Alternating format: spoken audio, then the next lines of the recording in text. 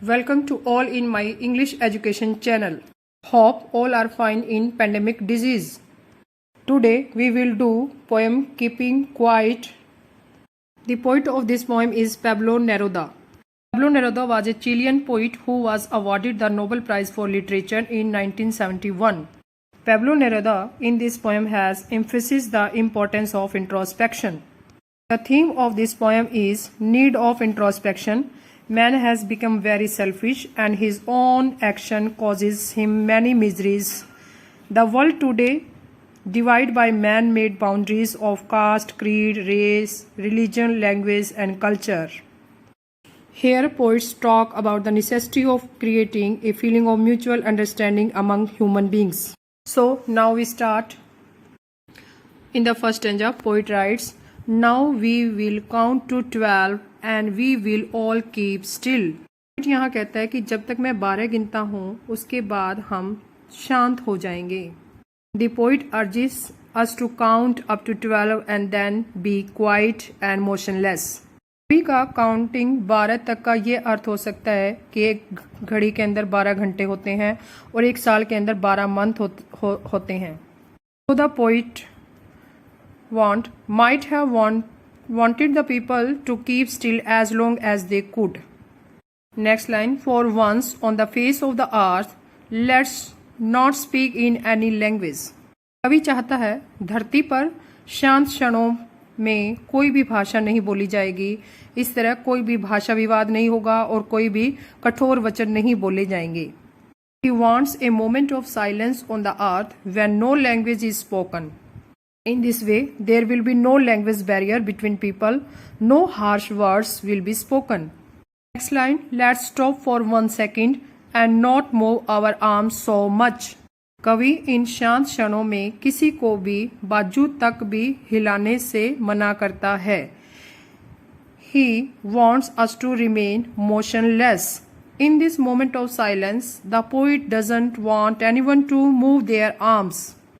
Second stanza में it would be an exotic moment without rush, without engines. In this line, the poet feels that such a moment of silence would be an unusual and exciting one.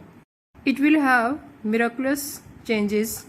There will be no hurry or sound of machine to pollute the atmosphere.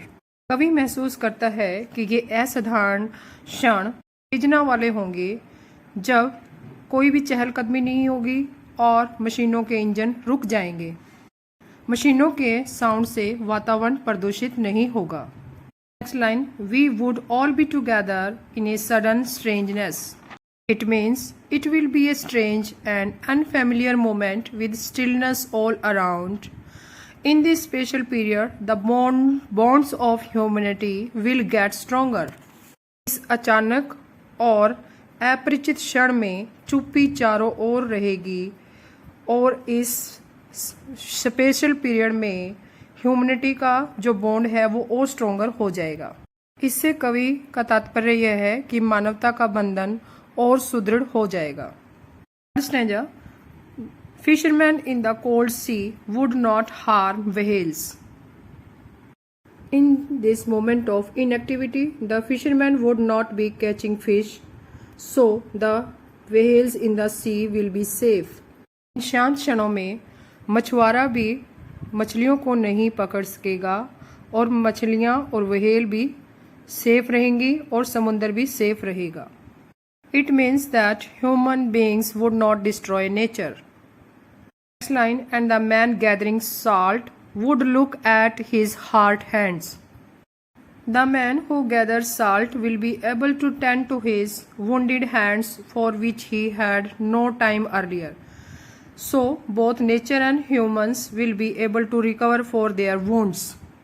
नमक इकट्ठा करने वाला व्यक्ति भी अपने घायल हुए हाथों को ठीक कर सकेगा. उसके पास भी समय होगा अपने वुंडेड जख्मी हुए हाथों को ठीक करने के लिए समय मिल जाएगा. Fourth stanza, those who prepare green wars with gas, wars with fire. The poet now speaks of those who wage wars against humanity or environment, wars of all kinds, including the using of chemicals or poisonous gases, war that bring death and destruction, war that leave none to celebrate. यहाँ बात करता है उन युद्धों की जो मानवता और वातावरण के विरुद्ध है। युद्ध कई तरीके से हो सकता है, इसमें केमिकल और पॉइजनस गैसें यूज की जा सकती है और आग को भी यूज किया जा सकता है युद्धों में। Next line, victory with no survivors would put on clean clothes and walk about with their brothers in the shade doing nothing. It means wars that leave none to celebrate victory. He says that such men should stop their activity. ऐसे लोग जो वार में लिप्त होते हैं उन्हें अपने खून से सने हुए कपड़ों को उतार कर नए कपड़े पहनने चाहिए और अपने भाइयों के साथ मिलकर चलना चाहिए और भ्रातृत्व का पाठ पढ़ाना चाहिए। The poet implies that war-torn world should be replaced by one with an atmosphere of peace, brotherhood and harmony. Next stanza, what I want should not be confused with total inactivity. The poet makes a clarification that thought he is advocating the need for silence. His advice should not be confused with total inactivity. Poet यहाँ स्पष्ट करना चाहता है उनके word total inactivity में confusion या असमंजस नहीं होनी चाहिए। Next, life is what it is about, I want no truck with death. Poet means he does not want any association with death. He says that life is meant to be lived.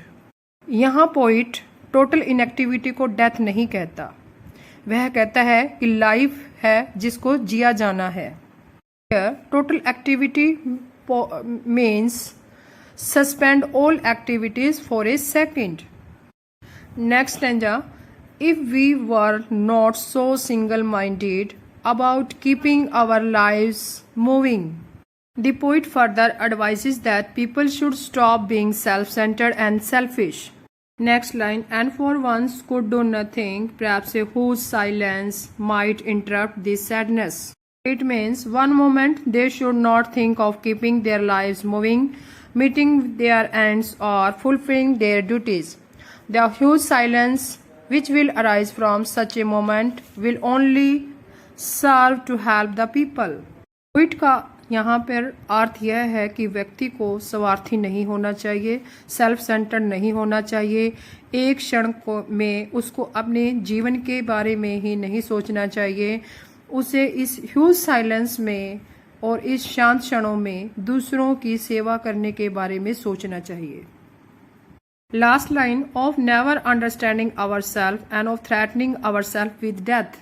People have been threatening themselves with death by their activities. This moment of silence will give them to understand themselves better. व्यक्ति अपने कर्मों के द्वारा death की threatening से घिरा रहता है, यानी कि उसके कार्य हिंसक होने के कारण वह हमेशा निराशा में घिरा रहता है। लेकिन यह चुप्पी का जो क्षण है, this moment of silence will give him understand to and introspect themselves to do better for humanity. Last stanza, perhaps the earth can teach us as when everything seems dead and later proves to be alive. The poet feels that the earth can enlighten us and guides us in the process of keeping quiet. He wants us to observe that there is some activity under apparent stillness. For instance, a seed appears to be dead, but huge fruit-bearing trees are born from such deeds lying dead here and there. Poet यहाँ कहता है कि धरती ही हमें enlight कर सकती है और गाइड कर सकती है कि जो चीज़ ऊपर चुपचाप दिखती है उसके अंदर हलचल होती रहती है। जिस प्रकार जो बीज हमें डेड दिखते हैं, इन्हीं बीजों से बड़े बड़े फल देने वाले पौधे इन्हीं बीजों से बने होते हैं। Last line of this poem, now I will count up to 12 and you keep quiet and I will go. Finally, the poet thinks that he has said when he intended to. Now He wants us to keep quiet while he is counting to 12. After then he will leave. Poet कहता है अब मैं 12 तक गिनता हूँ, उसके बाद सभी शांत हो जाएंगे, क्वाइट हो जाएंगे और मैं चला जाऊंगा. The crux of the poem. The poet desire for a calm, quiet and peaceful world devoid of all forms of violence as he visualized togetherness of people in a moment of silence and peace. According to the poet, this moment will give us time in silence for self-introspection when we can spiritually attain our mortal self thought, a moment of meditation. We will do MCQs of this poem. First question है, why does the poet want us to keep quiet? इसका right answer है to get time to introspect.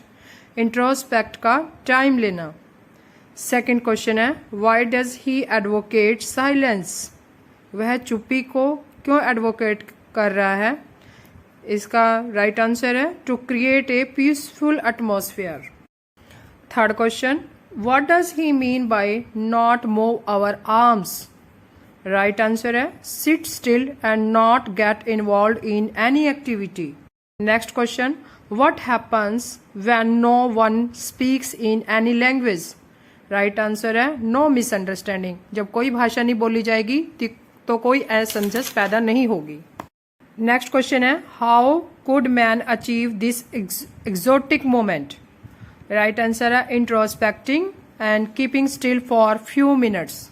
Question, without rush refers to? Right answer, no hurry to go to the office. Question, the word exotic can also mean. Exotic का क्या अर्थ है? Right answer है alien, अजीब, विचित्र. Question है, what does sudden strangeness mean here? Right answer है everybody is quiet, not doing anything, getting a peaceful atmosphere for a change. ये सभी आएंगे इसके अंदर. ओके, कुछ क्वेरीज रहती हैं तब कमेंट बॉक्स में लिखकर हमें बताएं.